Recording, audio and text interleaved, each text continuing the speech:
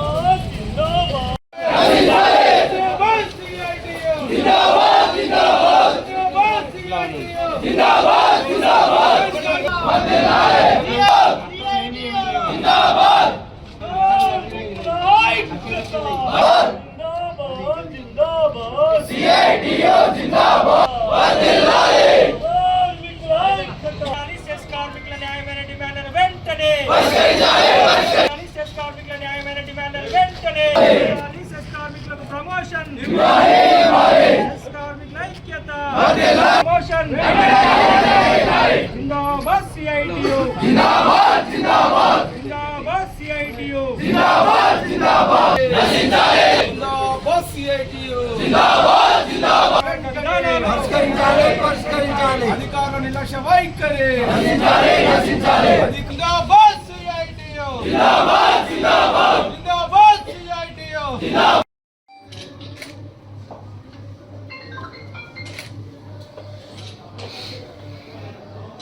ఈ సెస్లో పనిచేస్తున్నటువంటి కార్మికులు అత్యంత కీలకమైనటువంటి కార్మికులు, చాలా స్కిల్డ్ ఎంప్లాయీస్. అంటే ఈ సిరిసిల్ల జిల్లాలో ఉన్నటువంటి 27 లక్షల మంది వినియోగదారులకి కరెంట్ ఇవ్వడంలో వీళ్ళే ఈ అసిస్టెంట్ హెల్పర్ అని పేరు పెట్టారో వీళ్ళు చాలా కీలకమైనటువంటి మనుషులు. అయితే వీళ్ళనే వాస్తవానికి ఏపీఎస్సీబీ రూల్స్ కానీ, లేదనుకుంటే మనకి ఇప్పుడు తెలంగాణలో ఏర్పడినటువంటి ట్రాన్స్కో డిస్కామ్లు ఈ విషయాల్లో కానీ చూసినట్లయితే జూనియర్ లైన్మెన్ అని పిలవాలి. కానీ మరి ఏ చదువు లేనటువంటి సామాన్యమైనటువంటి అడ్డం మీద పనిచేసుకునే వాళ్ళలాగా అసిస్టెంట్ హెల్పర్ అని పిలవడం అనేది చాలా దుర్మార్గమైంది. దీనిని మేము చైర్మన్ గారి దృష్టికి తీసుకుని వెళ్ళాము, కమిషనర్ గారి దృష్టికి తీసుకుని వెళ్ళాము, ఎండీ గారి దృష్టికి తీసుకుని వెళ్ళాము.